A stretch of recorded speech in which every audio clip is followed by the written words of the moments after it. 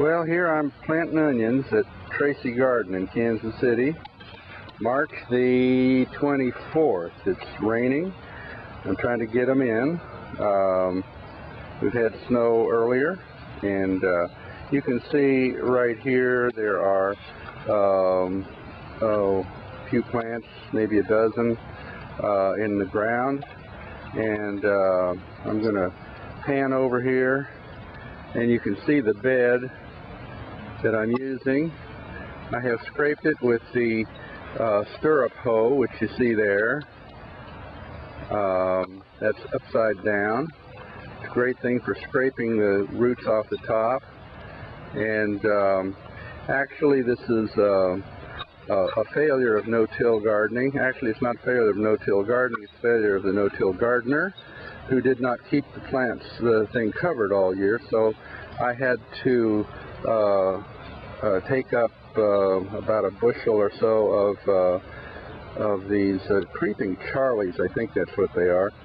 Anyhow, had I done it right, I would have kept it covered so that the seedlings wouldn't get started. I could have uncovered the bed and put my onions in. These are going to be bulb onions, and I'm planting the onion plants, and you can see them here. Those will grow up into big onions if I water them often and fertilize them once every week or two all the way through. They need a lot of nitrogen. My onions in the past haven't been so good, but I think I've got some insights now from John at Kansas City Community Gardens.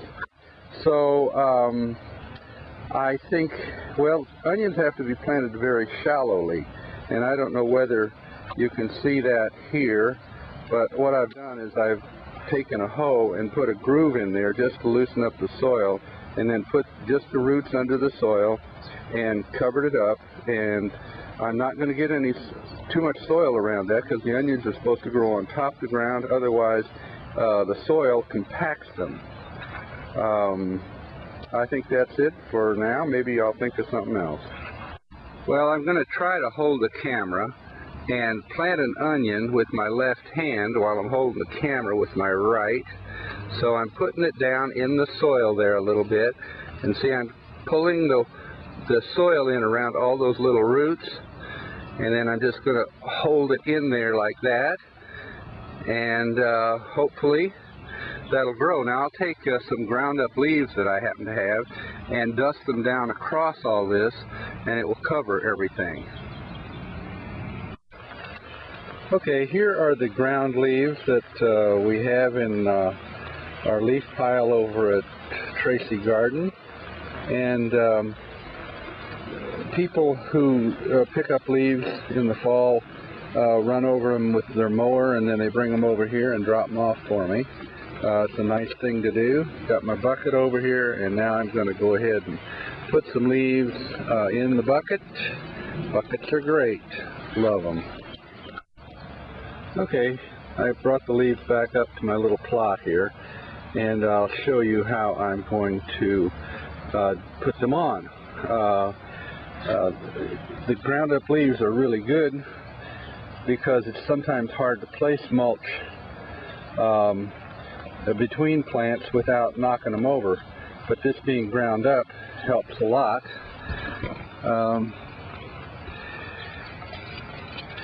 So that's kind of what I'm trying to do here.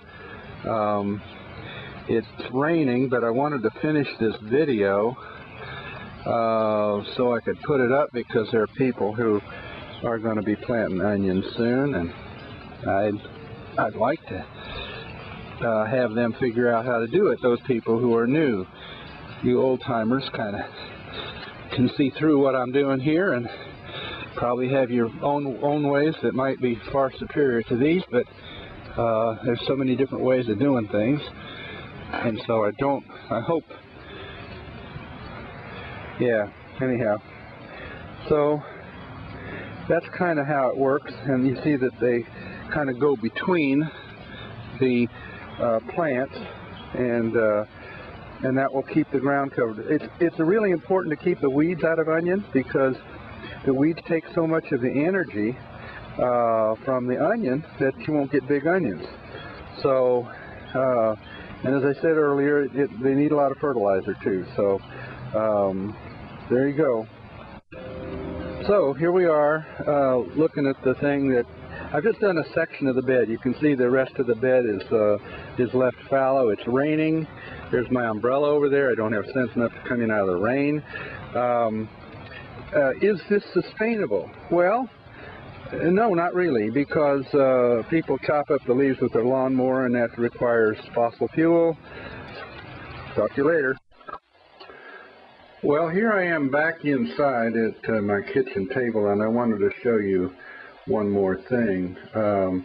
The onions on the right side in the little bundle with the green, you can see the green shoot, and the roots are still intact. Those are actually planted to make big onions. And about mid-year, you'll dig those up. Actually, you won't dig them up if you did it right, because they should be growing right on top of the ground. Now, these ones on the left, although they're bigger, they are actually for green onions, and they're dormant, so they're not going to come out as fast and work as hard as the ones over here. So, and you can put those in your refrigerator and pop them into your garden at different places, and you plant them very close together. Now, these over on the right, you plant, I put them about 6 inches apart, but you got to have a lot of fertilizer on it during the year, during the first 6 months of the year, in order to get them to produce.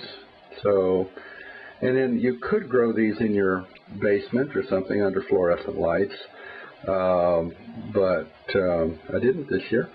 Okay, thanks.